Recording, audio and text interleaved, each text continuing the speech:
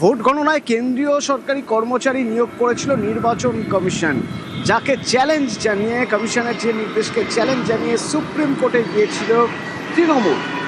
Supreme court বহাল জানিয়ে দিল যে গণনায় কেন্দ্র রাজ্যের কর্মচারীরা থাকবেন, অর্থাৎ যে সিদ্ধান্তকে চ্যালেঞ্জ করা হয়েছিল সেই সিদ্ধান্ত বা সেই নির্দেশ কমিশনের বহাল রাখা হলো।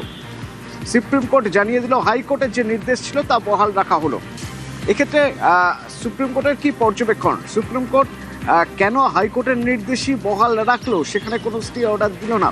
জানবো। মৈত্রেয়ী রয়েছেন আমার সঙ্গে। মৈত্রেয়ী, অথবা দেখো, আজকে বিচারপতি পি নারসিংহা এবং বিচারপতি জয়মাল্য বাগচির বেঞ্চে এই মামলার শুনানি ছিল এবং সেখানে তৃণমূল কংগ্রেসের তরফ থেকে আইনজীবী কপিল সিব্বল তিনি সওয়াল করেন যে 13 তারিখ একটি সার্কুলার ইস্যু করা হচ্ছিল এবং সেই সার্কুলারে অ্যাপ্রিহেনশনের কথা উল্লেখ করা হয়েছিল।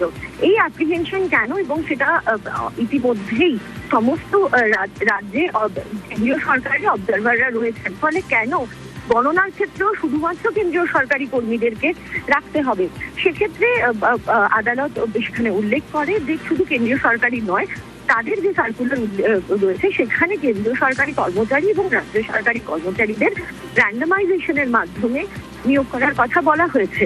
ফলে সেই জায়গায় দাঁড়িয়ে কোনো এক পক্ষের কর্মীকে রাখা বা না রাখা সেটা নিয়ে প্রশ্ন তোলা যায় না। এবং তারপরে যদিও কপিল সিব্বল তিনি জানান যে তারা সার্কুলারকে চ্যালেঞ্জ করছেন না, তারা চাইছেন যে 13 তারিখ যে সার্কুলার দিয়েছিল কমিশন সেটাকেই যেন কমিশন ফলো করে। বিচারপতিদের তরফ থেকে এটা উল্লেখ করে দেওয়া হয় যে সেই অর্ডার যাতে ফলো করা হয় সে বিষয়ে কমিশনকে তারা প্রয়োজনীয় নির্দেশ দিতে প্রস্তুত রয়েছে। এবং কমিশনের আইনজীবী তখন তারা জানান যে তারা ওটা প্রক্রিয়াটাকে 13 তারিখের যে সার্কুলার রয়েছে সেই সার্কুলার তিনি তারা ফলো করছেন এবং র্যান্ডমাইজেশনের মাধ্যমেই কেন্দ্রীয় সরকারি এবং রাজ্য সরকারি কর্মীদেরকে মোতায়েন করা হবে। এমনকি যিনি রিটার্নিং অফিসার তিনি রাজ্যেরই একজন অফিসিয়াল, রাজ্য সরকারি রাজ্যের ক্যাডারের অফিসার, এবং তিনি র্যান্ডমাইজেশনের মাধ্যমে নিয়োগ করেন। সর্বোচ্চ আদালত নতুন করে কোনো নির্দেশ দেয়নি, তবে কমিশন যে বলেছে যে তারা 13 তারিখে এই নির্দেশ তাদের যে সার্কুলার রয়েছে সেটাকে তারা অক্ষরে অক্ষরে পালন করবে সেটাকে নোট করেছে। অর্থাৎ গণনা কেন্দ্রে এখন শুধুমাত্র কেন্দ্রীয় সরকারি কর্মচারী নয়, তার সঙ্গে সঙ্গে রাজ্য সরকারি কর্মচারীরাও কিন্তু থাকবেন, সেটা সর্বোচ্চ আদালতে কার্যত মেনে নিয়েছে কমিশন। ধন্যবাদ।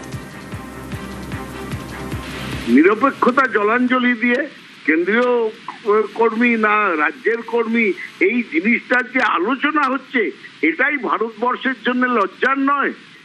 আজকে ওরা এই কনসেপ্টটা কেন নির্বাচনে আসবে যে সুপ্রিম কোর্টকে ইন্টারভেন করতে হচ্ছে? এটা হওয়া উচিত না। নির্বাচন কমিশন যদি ঠিক থাকতো তাহলে এই প্রশ্ন এইভাবে সকলের সামনে উঠে আসতো না। কমিশন কি করছেন সেটা কমিশনের বিষয়, সুপ্রিম কোর্ট কি বলছেন সেটা সুপ্রিম কোর্টের অবজারভেশনের বিষয়। ভারতীয় জনতা পার্টি এই সব কোনো টিপ্পণী দিতে আগ্রহী নয়। বিজেপির যেটা এখন শুধু সময়ের অপেক্ষা, তৃণমূল যাচ্ছে 7 তারিখ গণনা এবং গণনার পরে পশ্চিমবঙ্গে নতুন সূর্যের উদয় হবে।